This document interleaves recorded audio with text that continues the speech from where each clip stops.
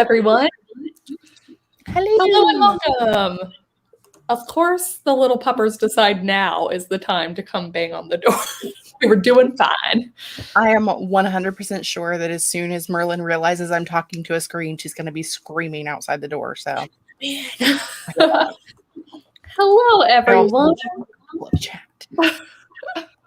We got the Naked Firefly. We got Shay. We got Christina. Charlotte. Hello. It is late for you, I feel like.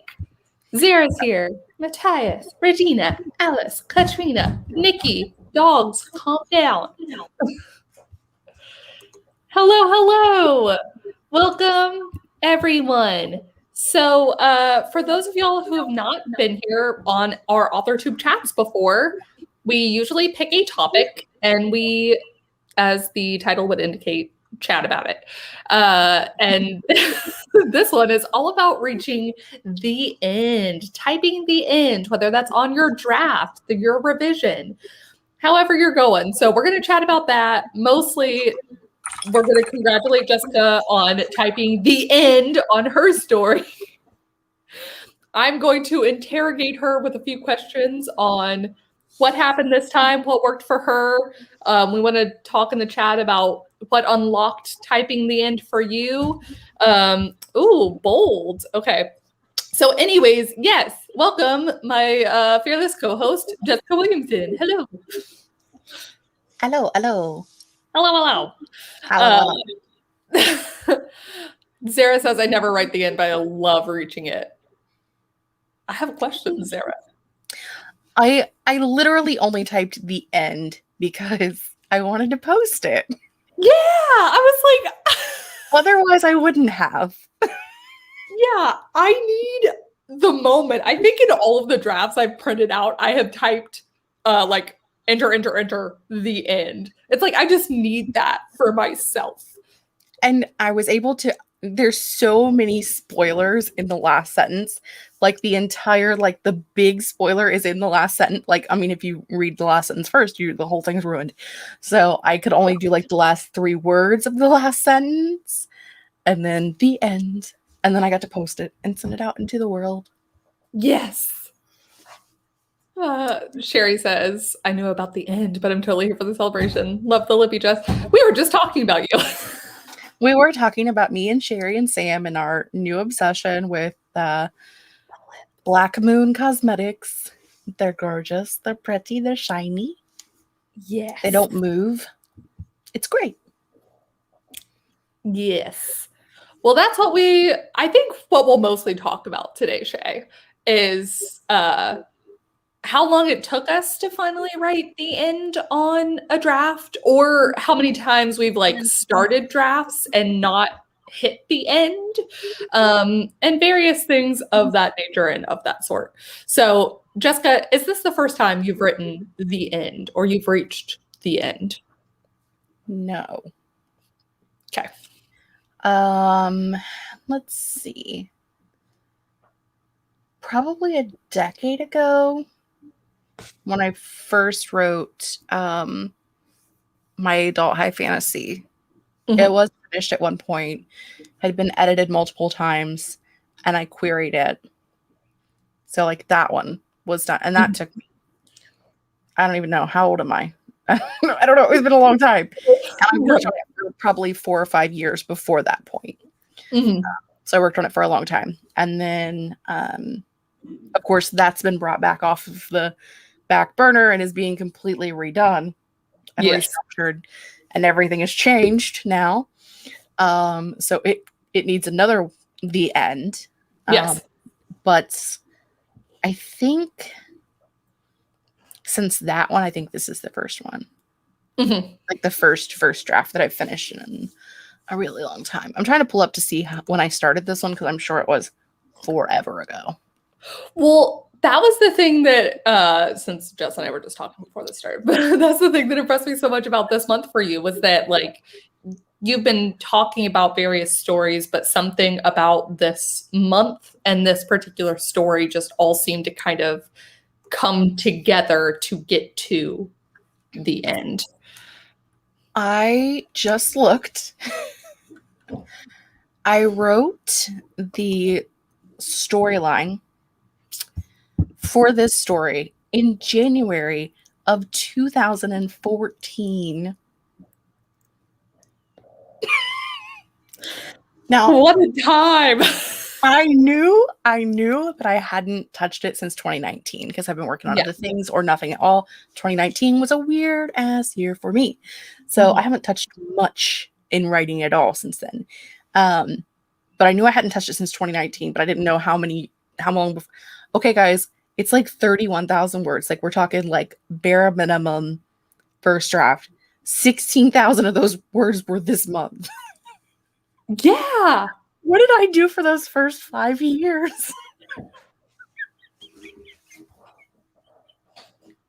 What was I doing? Waiting for this moment. Oh my god. It's horrible. I should have looked this up earlier so I didn't surprise myself. No, it's great. The wheeze laughs always get me. Oh god. That's my life now. Thank you. I love that. Well, that's what my drafts are, my zero drafts, my vomit drafts, my crap drafts, whatever you want to call them, are always like 30,000 words or something. Sometimes they'll hit 40,000 if I'm lucky, but like, it's just getting it out and reaching the end that's important to me and for those drafts. But Charlotte brings up I don't struggle with motivation when zero drafting. It's during second and third edits that I tend to lose motivation. I have had a very detailed outline, like on paper for, well, obviously a while, and it actually had like an ending, and that's kind of what I was working off of. But I mean, this is less than like maybe 13 or 14 handwritten pages. And that's what I got 30,000 words out of.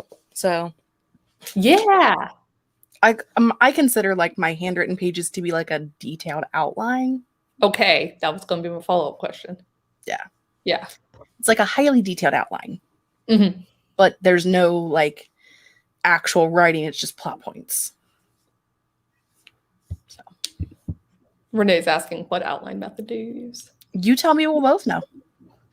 Yeah, so that's the interesting thing I feel like nowadays is that there's, because there are more well-known methods, there's using Save the Cat, there's the snowflake method, there's the 3-act structure, there's all these ones. But I always felt like maybe where I'd struggled before, or even now, is that I don't necessarily have a method that I follow when outlining. I'm just like, I read a lot, and inherently this is how I think the story should go. So let me just put down these points, and like, that is my outline. I have done it. That is how I outline, and then I get 30,000 words and I go, all right, now I got to actually follow some plot structure. So it's time to work on that. Okay. Yeah. That's why I always, So that's the next step is remembering what plot structure is and figuring out how to do it. I probably will look into some Save the Cat and maybe look for like a Save the Cat template for, what's that program called? Scrivener.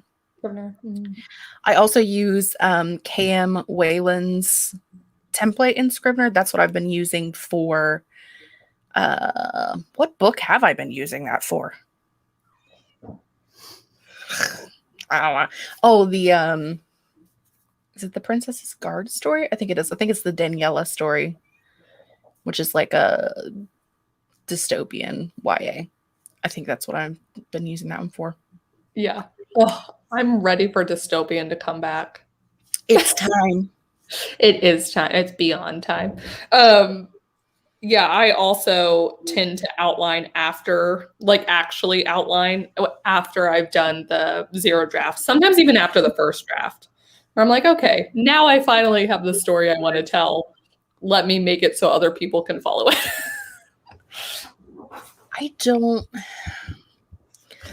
Honestly, I think a lot of the reason why I really felt this story, which I think is if you're comfortable sharing like the basic idea of your plots online, I did the live draw of what project I was going to work on for camp, either Camp Nano or actual Nano. I don't even remember.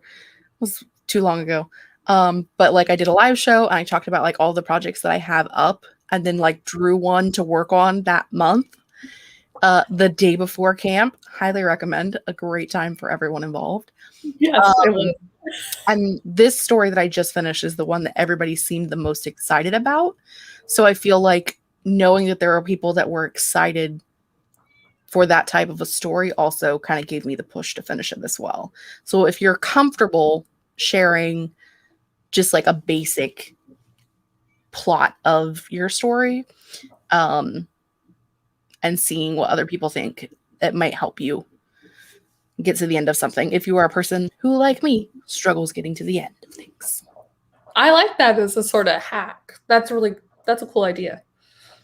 And I was talking on the Twitch stream today about how I think if those of you who have not started authortube before, we talk about this almost every time we have one of these chats, but I find that making videos and like chronicling the journey has been so helpful, especially because it's fun to look back on where I made certain decisions in the stories and why I went a certain way. And, you know, at a certain point, we think of the story as it's always been this way. Like we replace it in our head once we have that aha moment of it's hard to look back and think, how did we ever think it was anything different? It's always been this way because it makes sense.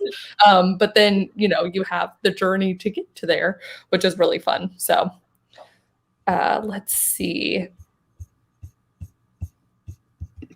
I was just going to say, Save the Cat KM Hero's Journey. I need to look up the KM Whelan one then. I'm curious. On her website, she actually has she has like 2 books. There's like how to plot your novel and how to structure your novel. I don't remember what they are. I've read both of them. I don't remember what they are because I'm a terrible human.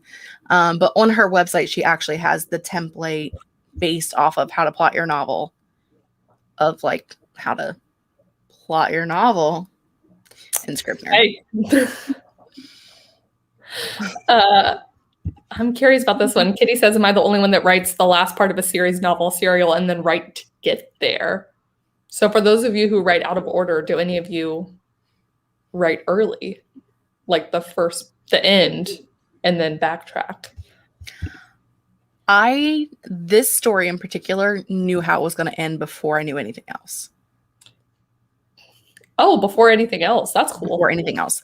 I knew the major plot point, like the major plot twist. I knew the major plot twist, how it was going to end before anything else.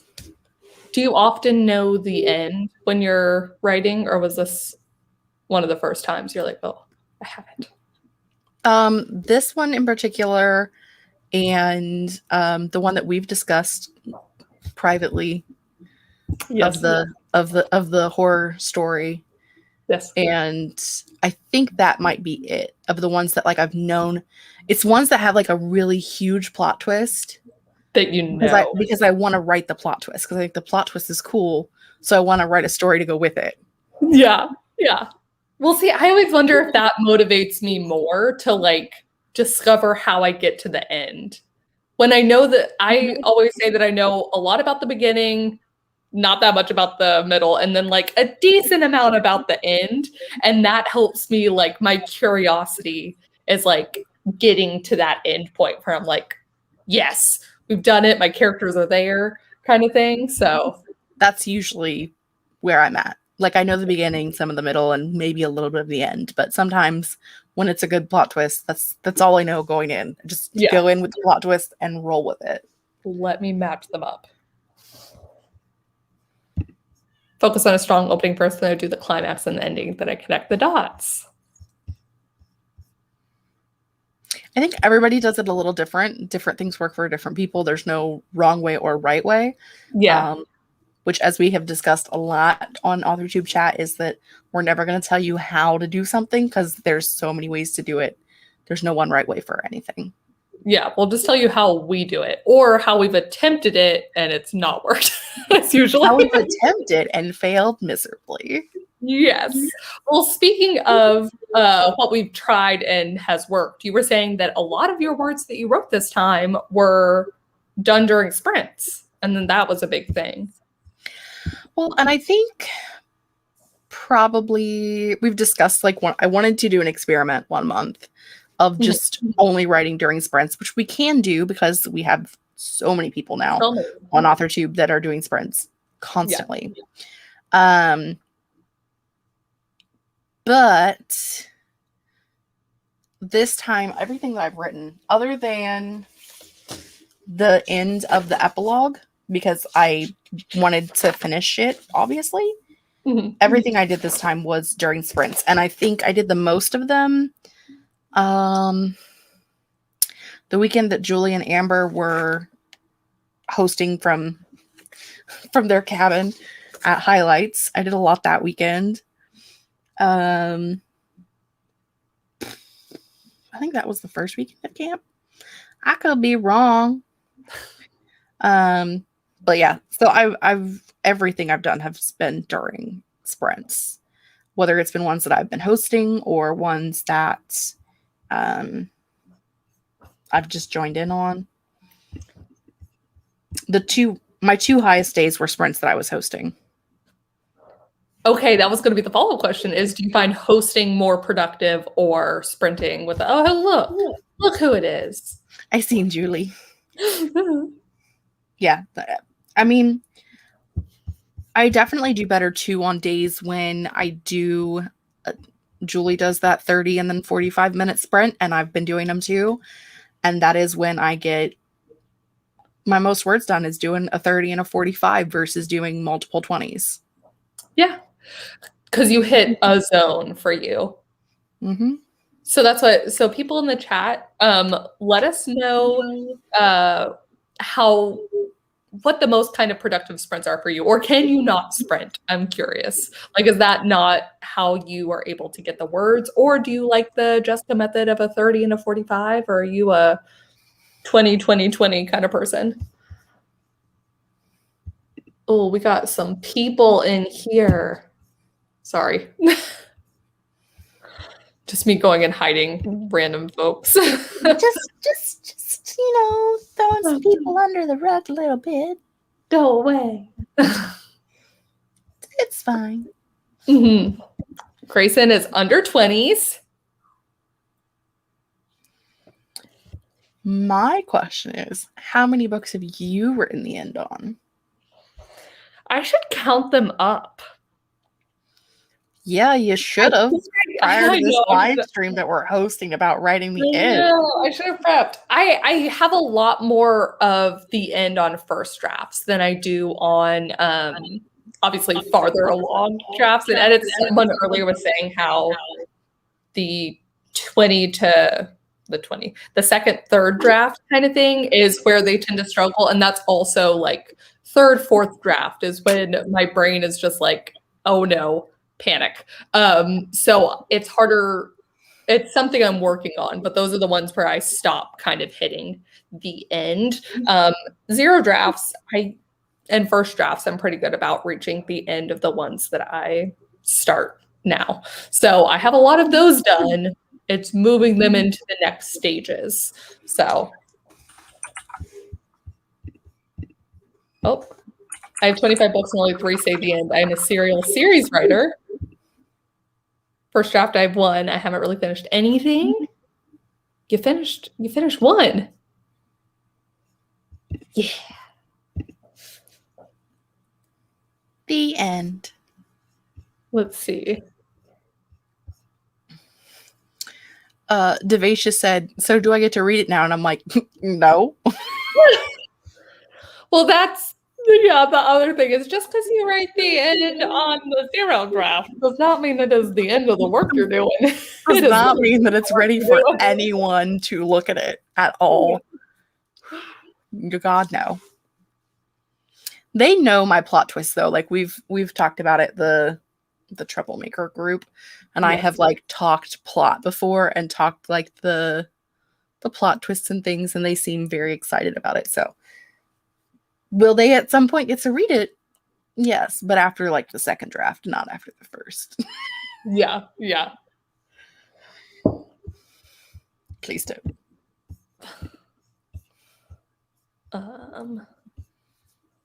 Squishy Mochi the Third says might be because I have ADD though. I just can't solely dedicate more than 20 minutes of just writing. I can set a 5-minute timer 4 times, no problem though. So there you go. We all work in different ways. That is the thing we have learned.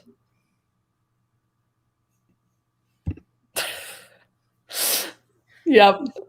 A decade ago? Yeah, I remember that one. Oh boy.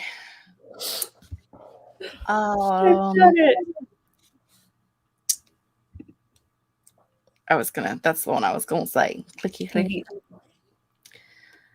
I think what you typically consider a zero draft and I typically consider a zero draft is what most people would call a discovery draft or a highly detailed outline, or it's always like half or less of what you'll end up with at the end. A lot of time it's just figuring out what the plot is going to be. And a lot of the time there's like whole paragraphs of like, okay, actually, when you write XYZ at the beginning, what you need to do is do this instead, and then make this fit into here, and then do this. And so like the brackets can be extensive. Yeah.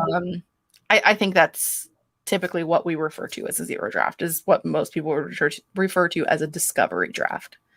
But that's so heavy of syllable. Yeah. Also, because I guess in my head, when people do discovery drafts, it's still more lengthy than my zero drafts are. Like, I'm fully okay skipping entire scenes, sometimes a whole chapter with the brackets if I'm zero drafting. Because I'm like, you know what? I'm pretty sure this scene's going to be in here. That's not important for me to discover right now. I'm just going to go on to the next one or whatever. And I'll also have characters that won't be in the final thing.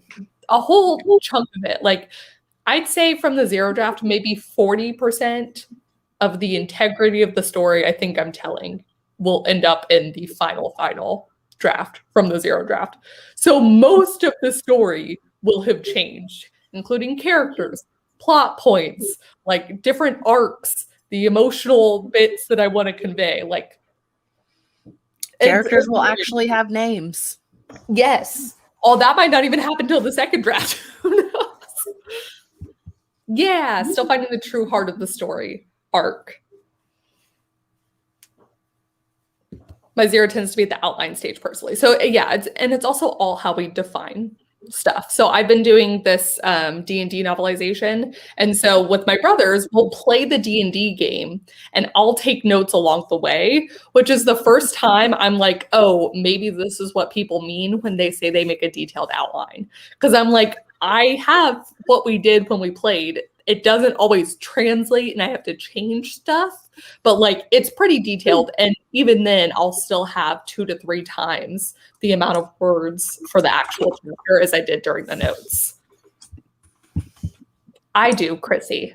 But that's an interesting question, is like, how long are your breaks? When do you take breaks between drafts or between writing the end? I decided, I don't know if I've talked about this with you or if I talked about it with Sam and Sherry or if I talked about it with you. I don't know who I talked about this with because I have a lot of weird little friend groups inside of authortube. So who knows who I talked to about it. All like you so much and we have to share you. I know, it's so horrible for all of you. It's just bad for me when I'm trying to remember who I've told what. Because I am surprised doing Veda next month, I'm going to take the month off of writing and I'm going to work on doing a little more research on story structure and what plotting method I want to go with for writing the next draft. Because I know it needs replotted. Like, I know that the plot that I have needs beefed up some. So I'm going to look into different plotting methods. And so I'm going to take the month to do that and then hop back in September. Ooh, just in time to get it done or finish it during NaNoWriMo. Perhaps. Sherry says it was her and Sam. I'm like, I don't know. I was like, you told me just before the stream. I love that. It was definitely not you. But after that, I don't know. like to take 2 months in between drafts or in between writing the end and give it a break so that I can come back to it. Debatably, I was going to say the only time I might not take that is between the 0 and the first draft. But usually I like to have that time to replot it anyways. So I won't take it off of the story, but I will take it off of drafting. So maybe that, and I do rewrite it completely in between my 0 draft and my first draft. Like I might take a bit of dialogue here and there or a bit of description, but for the most part, it's like a complete rewrite. It's an overhaul. See, I wrote my last words last Saturday. So by the time we get to the end of September, it will have been at least 5 weeks. Yes. So. And everyone's going to take a different amount of time. I just need enough time in between like the first and the second to have, when I go back to reread it as a reader and not a writer first. So that's the difference for me because I'll notice different things. And I think maybe if you have a better handle on story structure or like any number of things, you might not need as long. I just know that I do. I mean, clearly we're not experts because if we were, we'd be making the big monies. That's right. Well, that's actually not accurate because it's all about luck and there's a lot of things. There's a lot of factors. Let us pretend that if we were experts, we'd be making the big money. Let us pretend that that's all that needs. So this might be a good question, Jessica, for when you plan to share it with us, which is how many rounds of editing or how many drafts do you think you need to go through before you give it to readers? I would say at least 3. Oh, okay. Because, like, it's had 1 draft. Yeah. I'm going to do another draft. Yeah. And then ideally, I would have a CP read it. I don't actually have a CP, but I'm pretty sure I can. I will be your CP. I actually have stuff I need to send you soonish. So I'm like, I have people I can wiggle into reading things for me. It's fine. Yeah. Remember when I was just talking about all of my friend all your groups on friends? authortube? Yeah. So good. So then ideally, like a CP to read it to like discuss story structure with, or just like any major issues. And then I would do it again at least one more time before giving it to beta readers. Yeah. At least. And then, you know.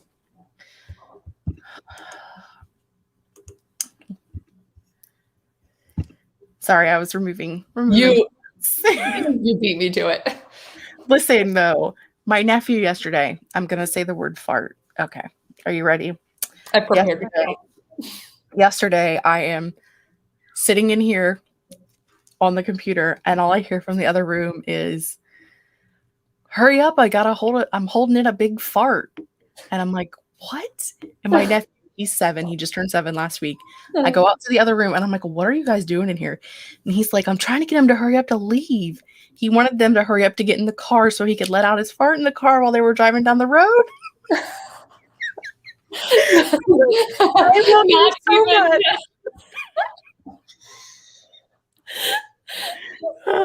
That's amazing. I'm like, this is the best thing I've ever heard in my life.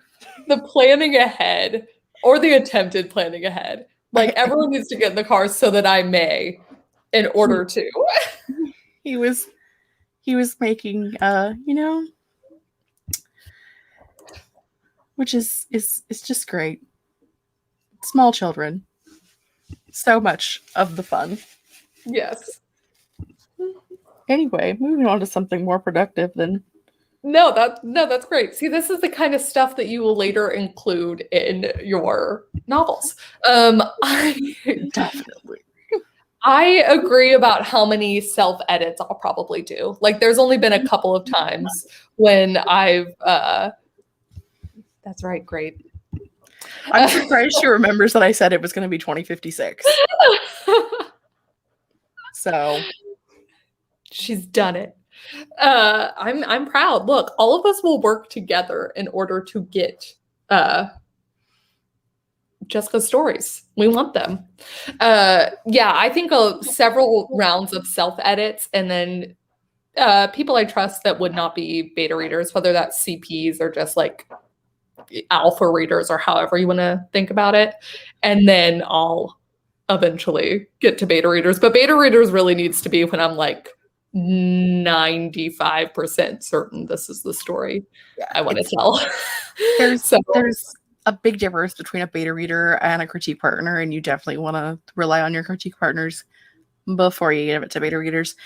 And yes, at some point, I would also, there's a part of me, I don't know that this is an accurate thing, but I would also, before you are sending it out to like beta readers that you don't know, I would recommend a sensitivity reader if you have anything that needs a sensitivity reader, because you don't want to have something in there that you are not seeing as someone who is outside of that viewpoint, and then send it to beta readers that you don't know. And then they're going to be like, well, you're a total douche nozzle. And so I think on that aspect, you want to, like, if it needs a sensitivity reader, which a lot of things do anymore, because we're trying to be more open and inclusive, which we should be, you know? Yeah. I like Julie's point about, I don't think I've ever done beta readers that I don't know either, but I could see the reason for doing that, especially like, I know self-published authors who get really big end up with like whole teams of beta readers who are fans ahead of time. And then absolutely, I think that order that you said is so important. Someone asked about, I lost it. This one? I believe it is. You're clicking on things, but I can't see anything because my computer screen is frozen again, so it doesn't matter. It keeps doing this, but I mean, I'm still here, so that's all that matters. The Ashley Arnold asked, how do you find beta readers or groups of writing friends? I think someone else asked about where you find beta readers and CPs. There are definitely a lot of websites for that. Just like different groups. There's Facebook groups. We have on the screen on the Worldwide Write-a-thon community Discord server. So not like the event server, but the community server. There are some places on there to do some CP and beta reader searching, meetups, matchup things as requested by participants. So there's definitely a lot of different places where you can get that information from.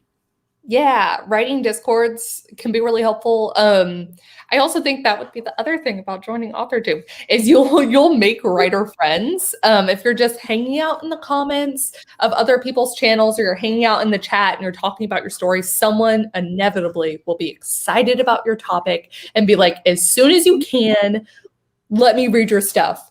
And those are the people that you hit up after and you're like, hey, remember that time you said that thing? It's here. Like, 'tis time. Yeah. So, and it's worth noting that, like, if you don't, there's going to be some percentage of people, whether it's critique partners or beta readers, alpha readers, ARC readers, all sorts of stuff that will drop out of the process. Life is busy, life is crazy. We're all reading a lot, writing our own stuff. So it's nice if you can have, maybe multiple that you can reach out to rather than relying on just one. But if you can find one, it makes great. Makes great. It is great. Yay! Dan, Sarah. Julie also mentioned pitch events like Pit Mad and Pitch Wars, which are typically done on Twitter, a platform that I do not use. Yeah, me neither. I did share something the other day, but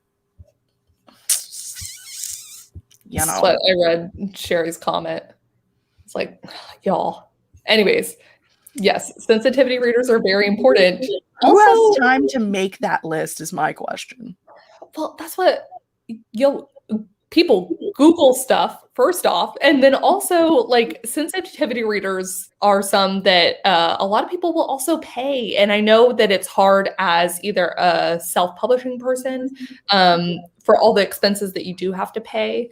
So that can be another way to be like, you know, if you can make friends who are willing to do that for you, and who are the demographic that you need, you know, but also I still think that you better be you better be giving them a lot in return too. But also that's a paid position lots of times. So someone just asking for a list is rude. People get asked a lot of questions that are easily answerable by Google. Yeah. All day, every day. Like, do I look like Google to you? Is it written on my forehead? Like, yeah. I don't know who the inventor of Google was because I'm not an intelligent person right now, but I'm not making the money that they make. So when I start raking in the money that they make, I'll give you the answer, just easily Googleable questions. Yeah.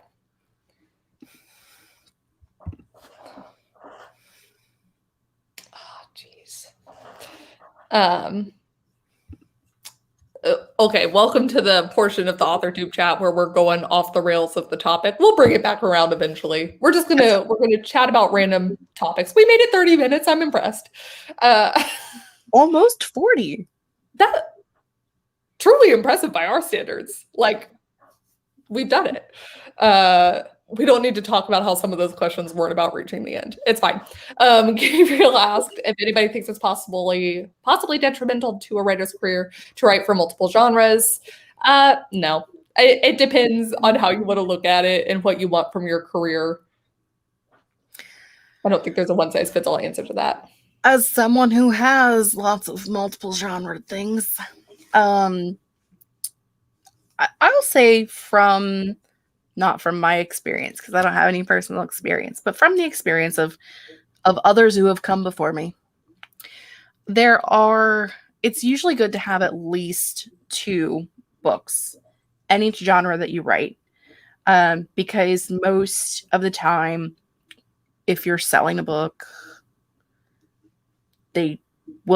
there's usually like an option for a second book. So whether you have a series or whether you have 2 books that are in a similar genre, that's good. Also, pen names are good for that, especially if you're, rather than going across genre, you're going across age gap. You think about like Victoria Schwab, V.E. Schwab, like there's definitely a difference. Even in some cases, like a genre difference there, but also an age difference. I think it is Shannon McGuire, whose other pen name is escaping me, but they write in different genres under 2 different pen names. So I think you just definitely have to look at a couple of different avenues for that. Yeah, it's all about what you want to do and how you want to do it. But I'm team multiple pen names, so I don't usually have that answer. My regret. I know it, but it's gone. Julie's got it. Yeah, so it depends. I do think it is, if you want to do trad pub, that can be harder, especially since some agents that you get will not represent or will not have connections to certain genres. So just because you get an agent in one genre that you write doesn't mean that they'll necessarily be able to represent you well in another genre that you write. And that can be a little bit tricky, but there are people that do it. So it's only even if it's not your genre, always, if you have an agent and you're writing outside of their genre, always tell them and always ask them if they would like to read it. Yes. Because a lot of times, even if it's not something they think they can sell, there's usually someone in their publishing house that they can recommend you to. Yes. So always good to go through the agent that you already have a relationship with.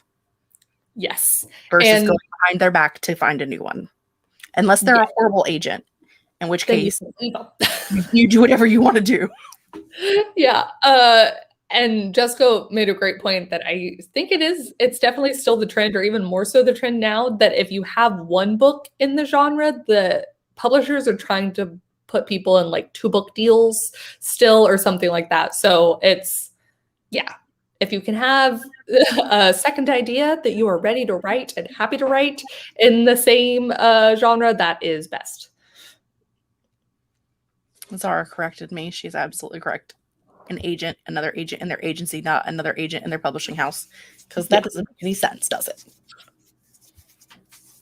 Yes, I did not see what Julie is responding to, but that is what hybrid means. The one directly above YouTube is if you want to be a hybrid publisher, can you have multiple agents? Yeah, it's just a different definition of what hybrid means. I imagine you could. I mean, hybrid for the, I don't know. We're getting into lots of different publishing avenues at that point. Yeah, typically, if this face or that face is talking about, there it is, are talking about hybrid, we're talking about hybrid publishing, meaning both self-pub and traditional pub. But I'm sure there are other people that talk about it in a different form. But meaning these two faces, that's what we're talking about. Chrissy, I think Alexa Dunn has several videos about this topic, and it's also been a huge thing on BookTube where people have been talking about who wrote a really good article. It was an author wrote a really good article about why they were leaving Twitter or why they were pulling themselves back from social media.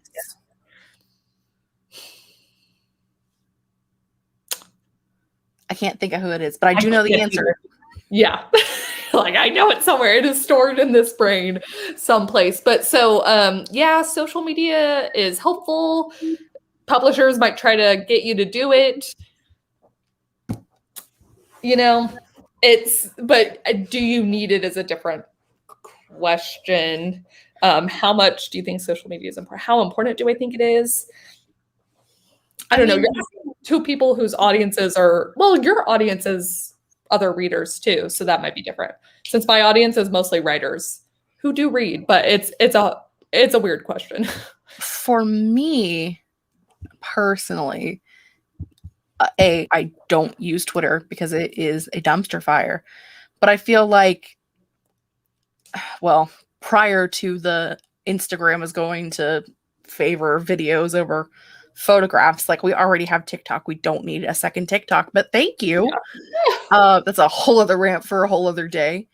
It also depends on the genre that you write in, but I think Instagram is good for like promo stuff, whereas Twitter is more like talking about things.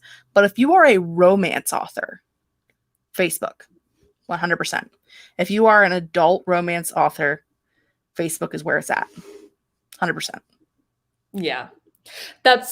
And your target audience can be different. Like, geez, I mean, book talk is exploding, has been exploding since the advent of TikTok or whatever, you know. Anyways, so I know that's been a huge thing, and publishers are paying attention to that, just like they used to Bookstagram and BookTube, or still do Bookstagram and BookTube. I do like Julie's comment about, I know when querying novels, they ask for your social accounts, your numbers, and your plan to leverage your platforms. It definitely helps. Yeah, like no one's going to say that having a platform of established people interested in you. So if you have social media and you can leverage that, it's always a plus. TradPub will try and get you to do a lot of the marketing yourself too. So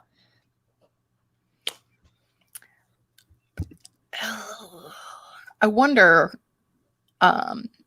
like, I'm interested to see moving forward as someone who has an authortube channel. Well, let's be honest, someone who has a booktube channel that sometimes veers its way into authortube. Yes. How much, I don't want to say leverage, but like how much that means to a publisher. Like, do they want you to have one, or is it going to be something they don't want you to have? Are they going to be like, I don't know? Especially like in our, right? Not you, because you are a whole other level of booktube, of authortube. But those who are like me, who are small potatoes, like, Do they care, or are they against it? I'm curious. I mean, we've seen multiple big booktubers get book deals when, I mean, it was very clear that a publisher's job is to make money. And if they can see those dollar signs just because you have a big number on a social media platform, then I'm not saying it's guaranteed, but it's a lot easier. And sometimes it's guaranteed.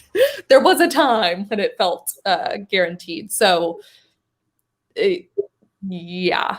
And yeah, I think that would be a large discussion point, Julie. If you were a writer and you're like, I don't want to do any social media marketing or anything like that, you better have a damn good book for them to be willing to sort of put that aside.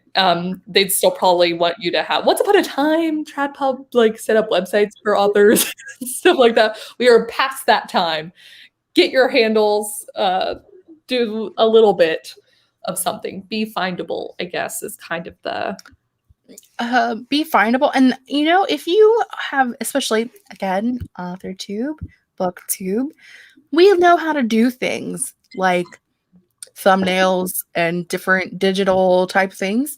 And that can be helpful in someone deciding, like when it comes to marketing. They may be like, well, you can help market yourself because you know what you're doing, or whatever the case may be. And because mid-list is dying, let's be honest, I think, and I don't know because not there yet, but I think from what I'm hearing, I think that they are more open to people working on their own things. Like they're more open to you working on your own promotions and things like that versus what they would have been a decade ago, because we have those skills now. They don't have to like find someone that's specifically for that. And so they may be willing more to take a chance on you if they're not having to put as much money into you, if that makes sense. Yeah, no, that 1,000% makes sense. I get it, all about the money, you guys. They are forever going to give all of their money to Jay Kristoff and Cassie Clare, and the rest of us are going to get $20 between us. It's just how it works. So, you know, the people that they don't actually need to advertise their books. Yeah. Yeah. It's very, very true. Let's see. We went down.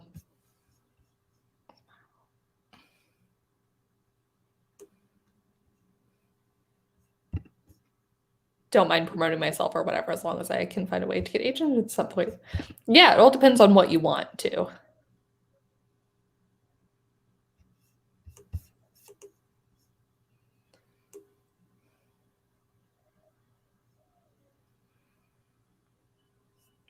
There was a publishing freeze.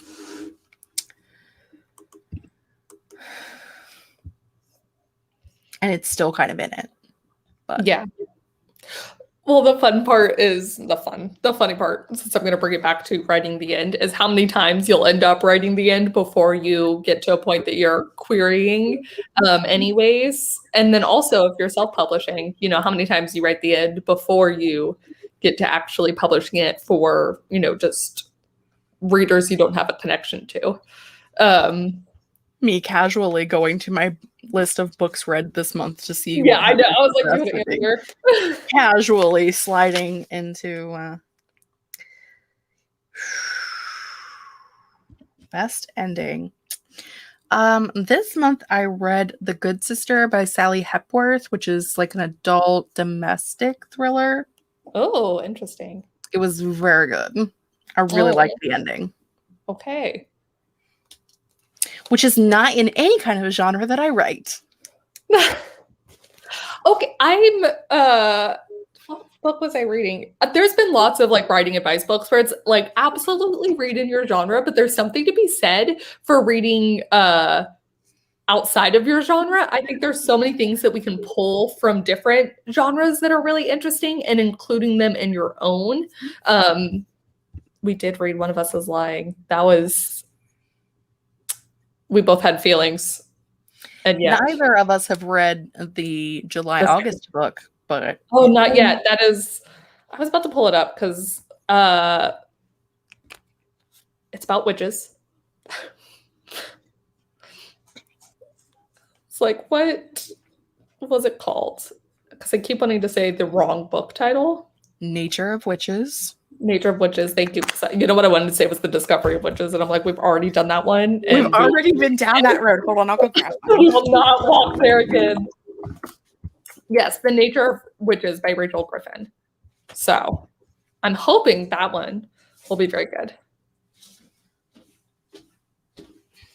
Sherry, I'm reading through the Gossip Girl series with my friend, and it's so good, bad. I love it. This guy. Yeah. Also, this guy. Oh, that's beautiful. Beautiful. I always think this is an interesting point. I do kind of do the same thing. I went to a talk by Karen McManus once, who said she absolutely tries to avoid her own genre while writing in it. Otherwise, she'll be worried she'll take things from that book into hers.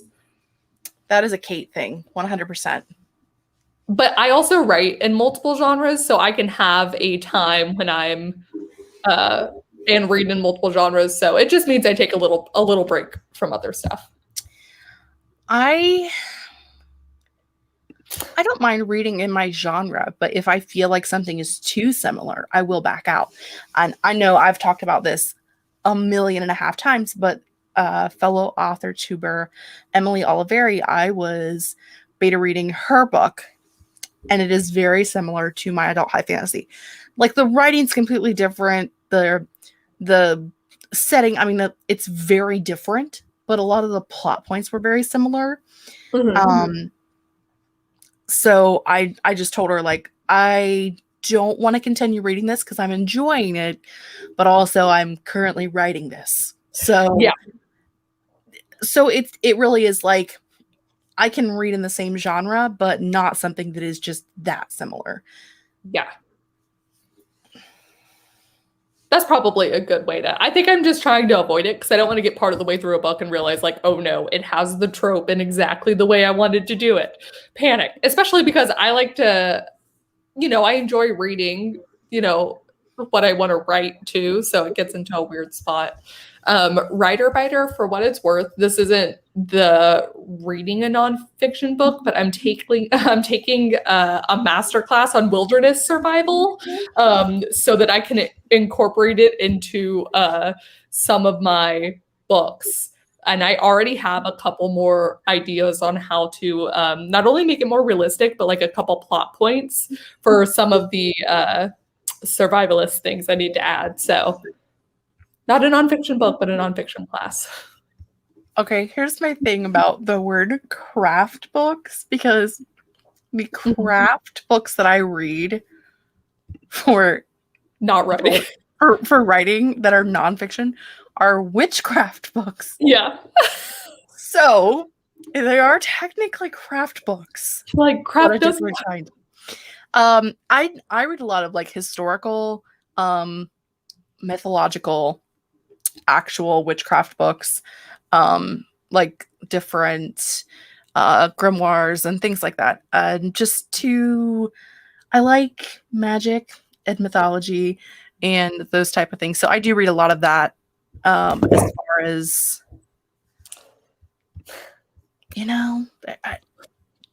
knitting and crochet. I don't read those for this specifically, but I do know how to read those because I do crochet. So, or I used to. I haven't done it in a long time. Mm-hmm. I'm trying to think if I have anything specific. Or like true life ghost stories, nonfiction ghost stories. Nonfiction. I don't know how you want to, like, how do you address ghost stories? I don't know. It's kind of like the same as Greek mythology. Like, is it fiction or nonfiction? I don't know. Right. Yeah. I think it think it's classified under nonfiction, or like it's in the nonfiction section of bookstores, or it's in the occult section of bookstores. Everything is an occult if you're me. Of which, yes, here for it. Craft books doesn't mean arts and crafts to most people. This is the weird thing about, this is not what this conversation is about. The weird thing about having been a pagan witch for more than half of my life, I don't follow any particular thing. I just do whatever feels right to me. So I am not like an advice type person, because I just take bits and pieces of everything that I read and incorporate it into my life. So I feel like that's the best way to do that. Not to get into like a general philosophical religious standpoint, but I'm like, what do you like? And do that instead. Like life's, yeah. Just read what you like what you like, talk to people who like have similar outlooks on life as you do and see what they like to read. I do a lot of kitchen witchery and green witchery. So yeah. It's fine. Regina with the positivity here. Ability to copy other writers' style is a sign of talent, not a lack of originality. I'm currently reading Zen and the Art of Writing by Ray Bradbury, and he has a point that he makes pretty early on, which is like, we should, young writers, or just like early in your career writers, like definitely try to copy another style. Like that's a practice. That is how you get better, is like trying to imitate for a bit. So imitate until you find your own style and learn that way. And I really appreciated that, especially since I think a lot of us started out in fan fiction, not only using the characters of our favorite writers, but also primarily telling a story in a similar manner, or like, you know, eventually getting to where we find ourselves as writers. So there's also, if you look at other forms of entertainment, if you look at music or movies or television, like there are modern movies that will play off of classic movie scenes. Like you'll get that scene that is so classic for like a specific genre of movie, and they'll put it into like their new movie, and it's not considered a bad thing. It's considered like a playback, or like a throwback, an homage, or whatever. People legally sample other people's music in their music, and it's not meant to be like a copy. It's meant to be like, this kind of thing inspired me to do what I'm doing now. And it's kind of similar, but also this is how I've changed it. So I don't feel like writing with another author's style is a bad thing. Yeah. It's all creativity. This is probably something that we should have discussed in like the refilling the well conversation. But creativity is you taking everything from your external environment, a weird ass word, internalizing it and making something new. You pick up everything from around you to make your creativity. So it just like, it makes sense that your things would resonate other things. Yeah. Literally how you make your own things is by the intake of other things. Yeah, that's what Neil Gaiman had a bit in whole philosophical thing. Neil Gaiman had a bit in his masterclass where he talked about the compost heap, which is literally you just taking stuff that you liked in other stories or in media that you've consumed or just random thoughts you've had, and you throw it in the compost heap. And eventually the compost heap is going to spit back an idea at you, which is a combination of all of these things mashed together. So it's like, of course, I mean, that's why we love our own stories. It's all of our favorite things in what we want to tell. And what are we but a combination of our favorite things? Right. You take all the exterior things, you internalize them, and you make a new thing. Yeah. It's the same as cooking. It's like you take 87 ingredients and you put them in a pot and you make a stew. Like, yeah. It's great. Over here. Oh, yeah. Absolutely. Yes, Devasia. Comp titles. You're not wrong. I think a lot of us who wrote fan fiction back in the day, which I think a lot of us have or still do. I don't know, not me, maybe some of you.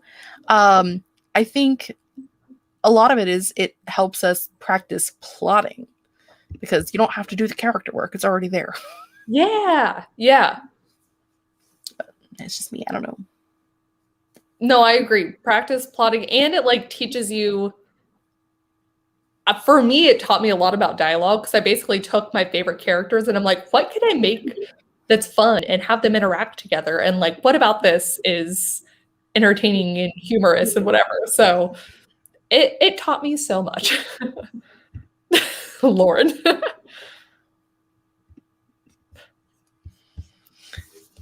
Are you saying that the Percy Jackson series is a copy of something else, or that you're afraid that we'll copy the Percy Jackson series? Because I'm going to be honest. I thought I had the greatest plot device of all time. Setting plot twist, if you will.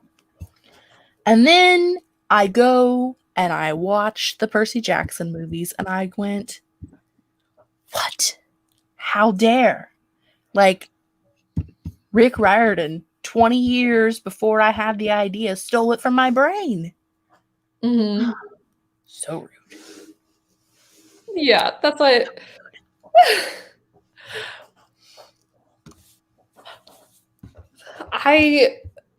So here's where I will disagree with you, Andy, but I do think that obviously publishers at the time were like, yo, that Hunger Games thing is a hit. We need more like this. So it's not the Hunger Games, but it is a similar story. But that, again, you could say that about almost anything. There's so many similar stories. And that's why it's, nothing we're doing is necessarily original, but it's you putting your take on the thing that makes it interesting and unique. So, yes, being in the same genre doesn't mean that they're all copies. Yes. 20 years. I'm just saying. Ooh. Kitty says if you're looking for something similar to The Hunger Games, The Reckoning by Kayla New is amazing. And Kayla is a fellow authortuber. Oh! She's one of our hosts during the Worldwide Write-a-thon. Look at that. Also, yes, Sarah. Washington takes 2 years to come out traditionally, so a lot of books will come out around the same time by coincidence or because agents talk to each other about what they acquired. That's what there's a buzz. To me, it's again moving into other forms of entertainment. How often, and literally Google this later after the live show, movies that have come out in the same year that have the same plot. Oh yeah, what was it? Friends with Benefits and Just Friends. Or whatever. Armageddon and Deep Impact came out the same year. I think it's White House Down and Olympus Has Fallen, same year. There's literally like one every single year since like 1962, which is a very not accurate year, but just the one that came out of my mouth. But yeah, like literally so much. I do think the idea of like certain genre expectations is really interesting, versus even tropes, and then which tropes are the most popular within a given genre and needing to stay in those expectations. It's all very interesting. Everyone said Bridgerton was modern Gossip Girl, but in reality, the Gossip Girl books were inspired by Bridgerton. Yeah. And it is, a lot of it is about like when things kind of hit their stride, like when they become popular. And there's a Kevin Bacon movie with a similar plot to House of Leaves. I need to look this up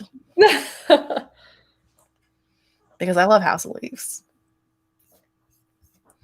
I kind of feel like 13 Ghosts is similar to House of Leaves in like the like whole basement of things that rooms that you didn't know were there and weird crap happens. So maybe. Giant lady spiders? There's giant lady spiders. Giant spiders for all. So confused right now.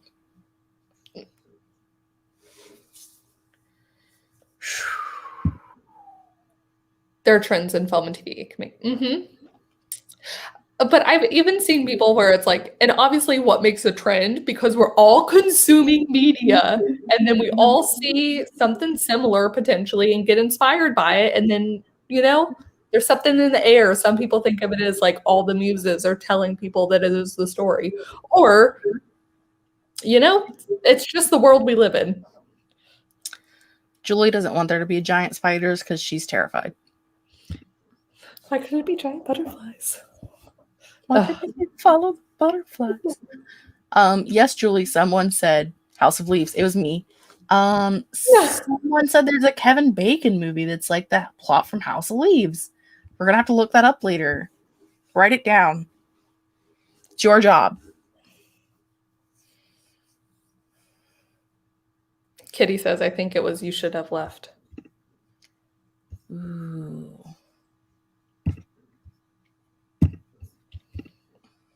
Listen, I have so many questions because House of Leaves is so good.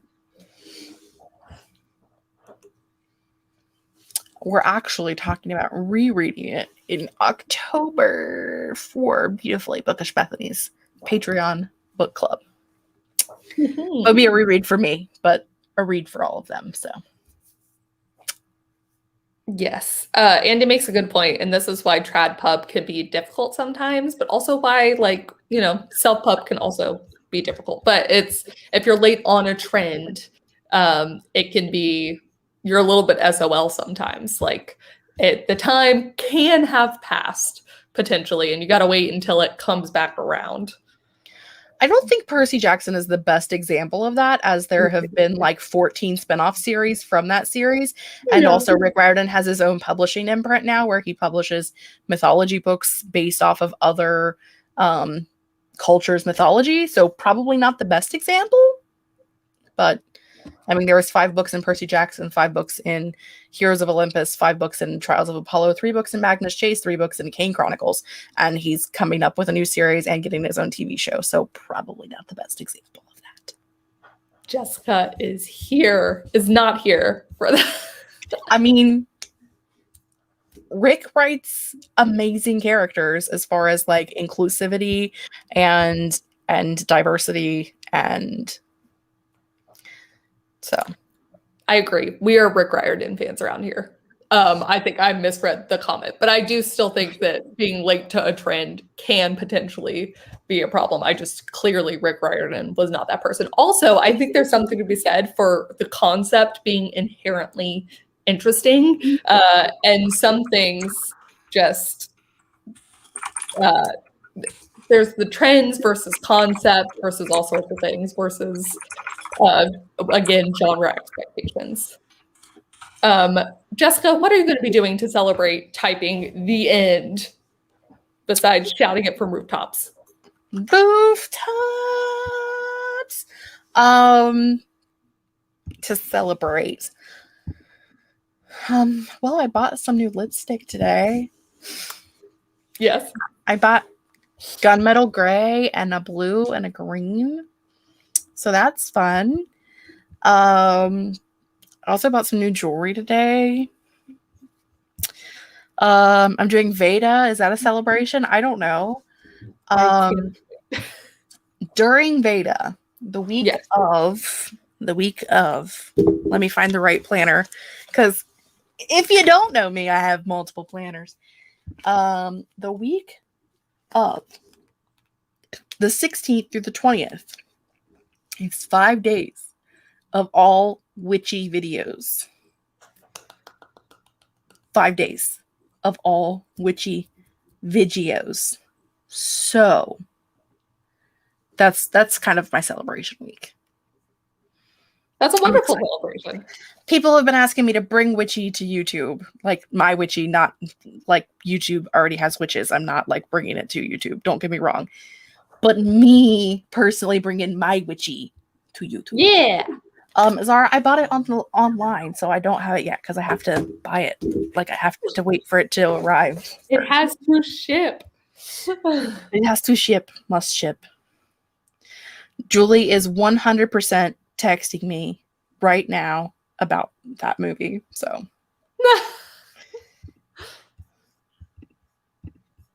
Hexy Witch live stream. Sherry shouting it out. Oh. Yes, Hexy Witch live stream. We're having a Hex Girls live stream because we're cool. You know, we're extra cool. I'm sending you private messages, like. Okay. Okay.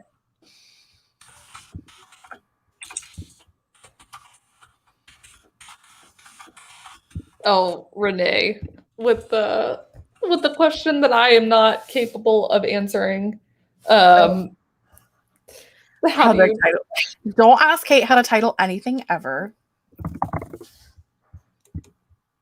Okay. Project titles. Kate picks colors. Preferably one she hasn't already used. That's her project title. That is Project what I've done in the past. Project Green. Project Blue. Sometimes I switch it up with a name, Project Death. That is a concept, a thing. I typically go with the main character's first name. So the current project is, well, the current project is technically the Anku's Curse because that's what it's centered around, is the Anku and a curse, or the French Grim Reaper because it's a French Grim Reaper. That's what Anku is. It's a French Grim Reaper. But also, occasionally, I just call it my Emma story. I also have a Roxy story and a Daniela story, and my adult high fantasy is typically either my Alex story or my Warriors story. So that's how I pick project titles, by either like the main villain or the main character. I like that. Sherry, I picked weird, totally unconnected titles that stand out, like Vegan Vamps or Morocco to Osaka. I mean, that's a good way to do it too. Oscar's story. Fair. I have one that I woke up the other night in the middle of the night. Like I had this dream and I'm like, that would make a great like story. But the only thing I could think of to title it at 2 a.m. For my note section was The Ring. I don't even know what The Ring has to do with it, but at like 2 a.m. it made sense. So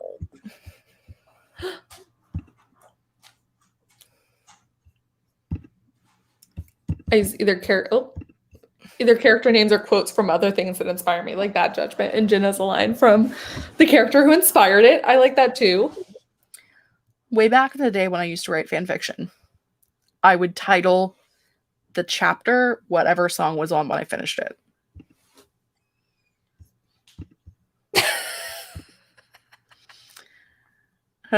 Grape is clearly sprinting right now in the Troublemakers Library Discord server. Ready. So she's working hard over there. Just 2. Well, 1, 2, and 3 they have set up as like 1 I think means work. I don't remember what they are, but 1 is like I worked on my project but didn't have a word count, or I was doing research, or I was just here dicking around, but I'm here. So they have different things for 1, 2, and 3. But what is the 2, Devasia? I don't remember what it is. I'm gonna I think it's Malin Tries to Read is from French Brittany and loves that I'm talking about the Anku. Oh, let me see. When I again started this book in 2014 is when my first notes are from. So it's been a minute. But I wanted to do like a Grim Reaper, but I wanted to do something different than just like the Americanized version of a Grim Reaper. I'm like, clearly there's got to be other versions. And I was researching doppelgangers because my story has doppelgangers in it. And there is a connect between doppelgangers and the Yonku. So I did some research on it, and just like the way that they are portrayed and the way that they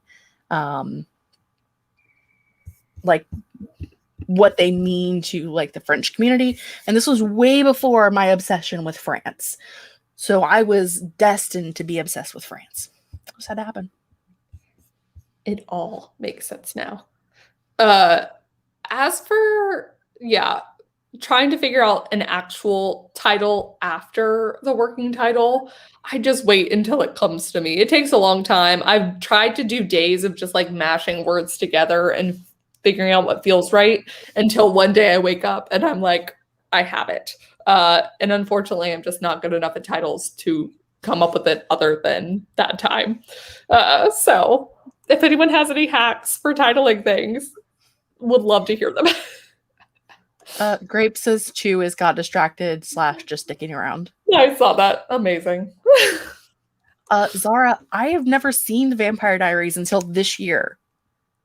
Like, I didn't know that Vampire Diaries Doppelgangers was a thing. This is I just started watching it in like April or May. I've never watched it before.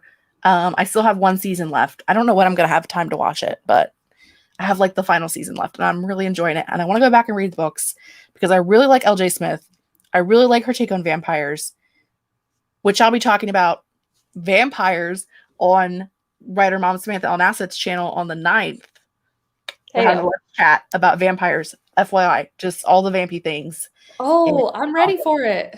So, yeah, that's where my this is not on topic at all, but Doppelgangers came to me before Vampire Diaries came to me. Okay, moving on.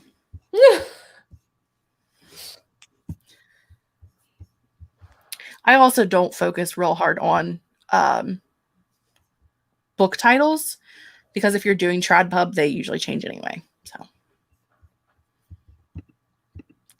if you're going to TradPub, don't spend a lot of time agonizing over it. Just go with something that sounds okay and makes sense for what you're doing or is comparable to other things in your genre and move on, because half the time, either your agent or your publishing house, they're going to ask you to change it.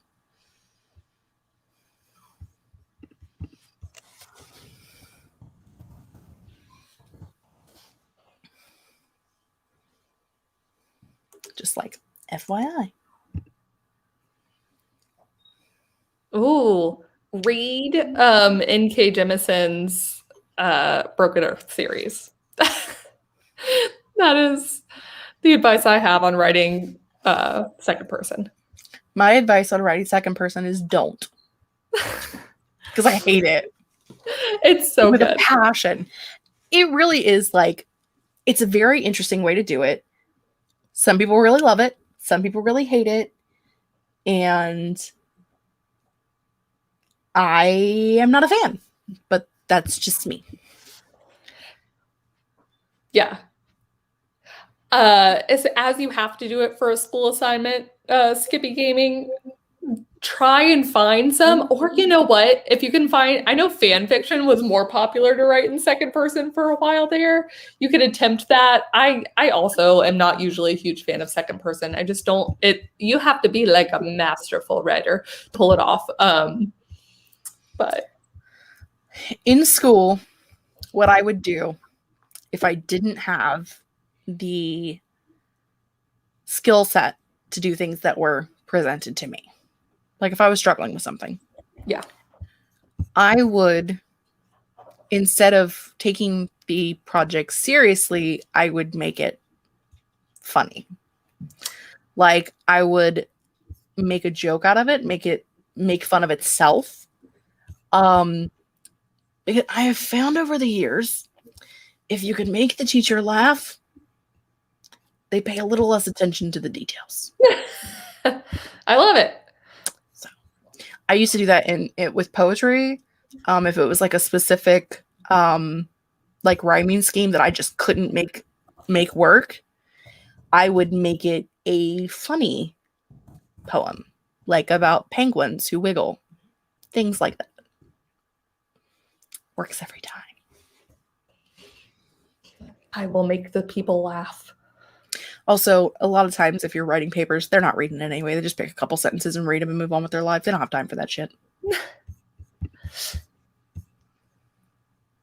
Charlotte says, it took me 2 years of writing to come up with the title of my project's Facebook, and even now I'm not 100% sure it'll be the final one. For what it's worth, once I came up with, it took me a while to come up with the title for the Meridian Maps.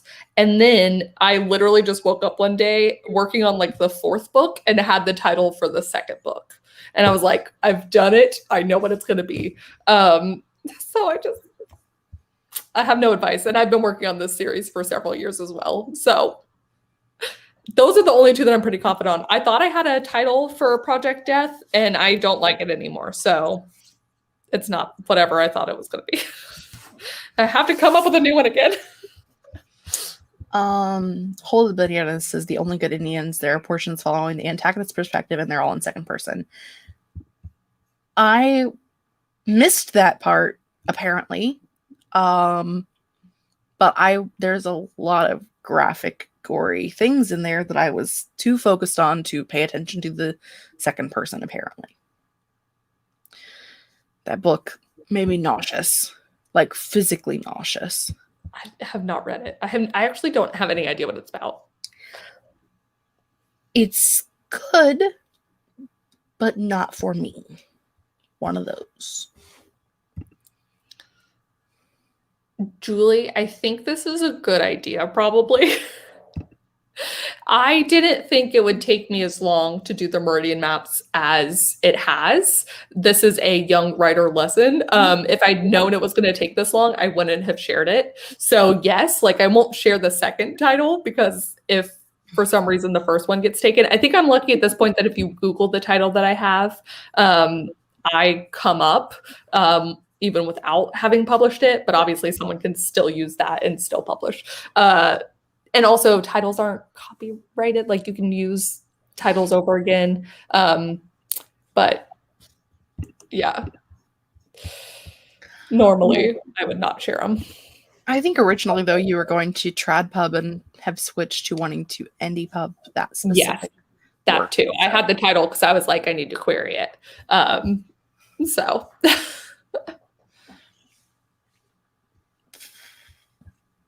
oh, Julie, for publishing reasons, obviously, but also I don't want to hear people say that. Fair enough. I feel like titles can be one of those things where people can be converted, though. Like, once someone reads a book, I've had times where I've read a book, and I'm like, oh, now the title makes sense. And I'm like, that's good then. I have like this weird, sick joy out of like reading a book that like the whole way through it, the title has made no sense whatsoever. And then it comes up in the narrative. Yeah. And like, I will literally be either reading the book physically or like listening to it in the car, and it'll happen, and out loud, I'll be like, there it is. There it is. I get a weird, sick joy out of it. So if your title of your book is actually like a line in your book, just know that I'm over here freaking out about it.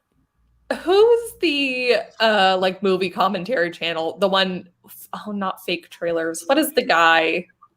I don't know. There's a YouTube channel that's like, here's if blank was honest, or if this was the title. Anyways, they have a point where if they say the title in the movie, they go roll credits, and that's supposed to be the end of the movie or the show. Anyways, that's what I think every time now. It's burned in my brain where I'm like, roll credits.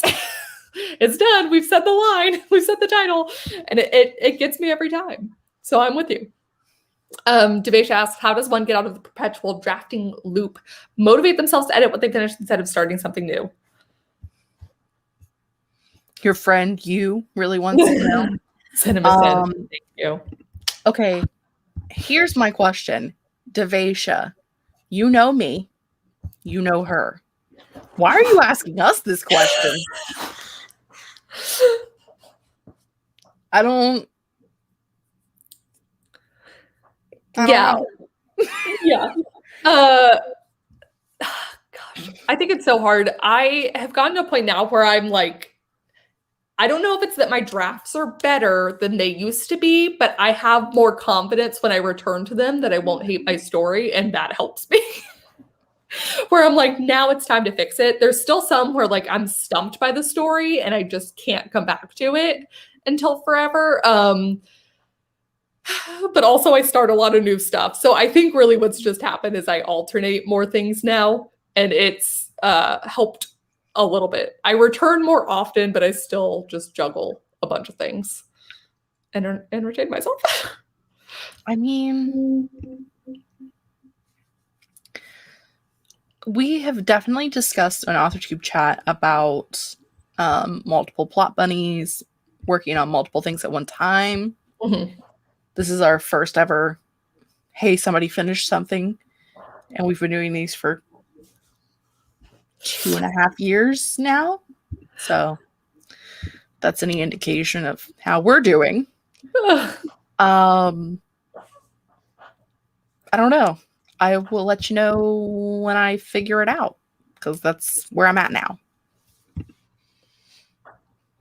Yeah, it's a reward for finishing a draft is starting a new story or returning to an old story. So I will not, under any circumstances, start anything new until something's finished. But I currently have 1, 2, 3, 4. I think 4 books. Alex, Emma, Roxy, Daniela. That sounds right. So 4 that are like either have a first draft completely done, have a third draft completely done, or are like halfway through or more of a first draft that I've been working on for years and years and years. So I will not start anything new until at least one of these 4 projects is done.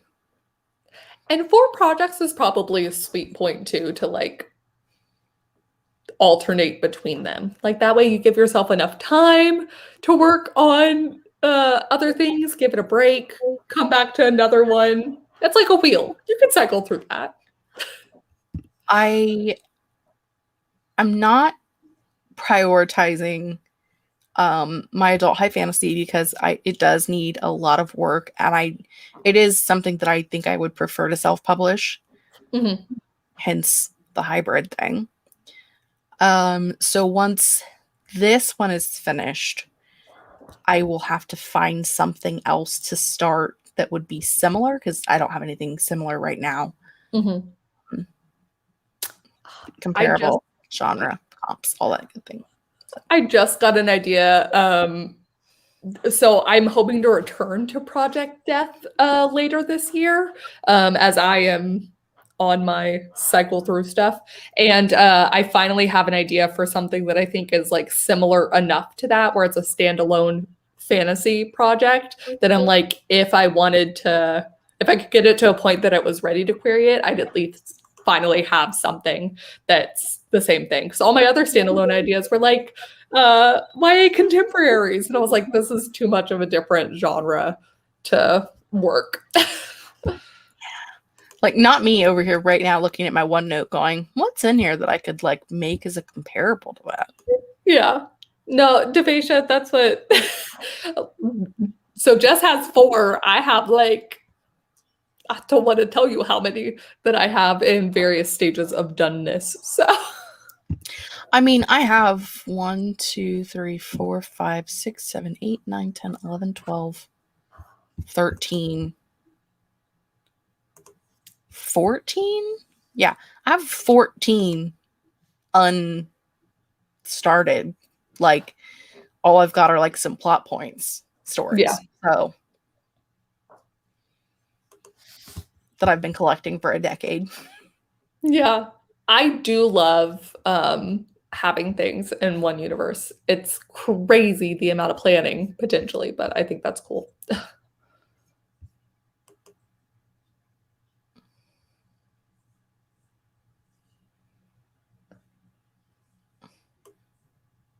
Ooh, very interesting, Sarah. Actually rewrote it to include the whole original trilogy I conceived. Gabriel, I've been thinking about 3 pen names to cater for all the genres I want to write for. The multiple pen name struggle is very real. I know that my adult high fantasy, regardless of how I end up publishing it, will be under a pen name. Because I'm a woman and adult high fantasy written by women doesn't sell. Rephrase. Adult high fantasy written with a woman's name on the cover does not sell. So maybe by the time you're ready to publish it, it will have tilted a little bit more, continued. I've heard horror stories from V.E. Schwab, like just absolute. There are male authors in the adult fantasy world that I will not read their books because of things that they have said to her and to other women in their genre. I tossed out, or I gave away some of those authors' books that I had. Thankfully, I hadn't started them, so I had no connection to it other than having wanted to read them and bought them. But yeah. Charlotte says, this year I've had a main priority project and everything else is procrastination projects. I get progress on my book while I'm supposed to be writing my cabaret best brain hack. I love that. I've been doing a streaming project where I can only work on it during streams. And that's acted somewhat as my like procrastination project where I'm like, I'm still getting stuff done, which is really fun. But like, I'm only allowing myself this little bit of time to work on it. And then I got to focus on the other stuff, getting it done. William said the Farseer series, it absolutely sells, but I think it sells because Robin is a unisex name. I don't think it would sell if people originally, especially in like the late 80s, early 90s when it was published, I don't think men would have bought that if they had known that Robin Hobb was a woman. But yes, one of the more popular adult high fantasy stories. Absolutely. Not my favorite, but I don't like her delivery system. I have whole videos about it. It's fine.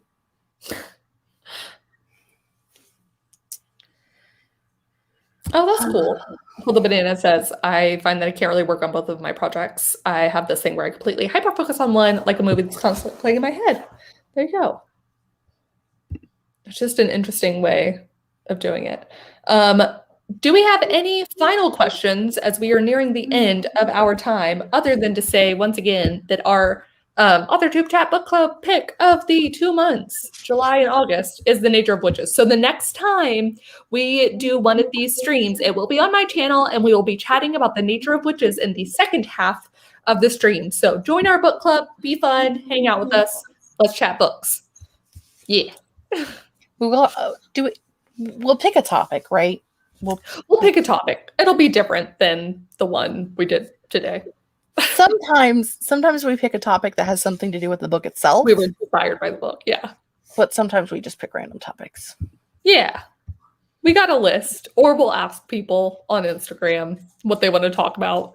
I have a list of those somewhere. I think in Milanote, whatever it's called. In the note thing. Yeah.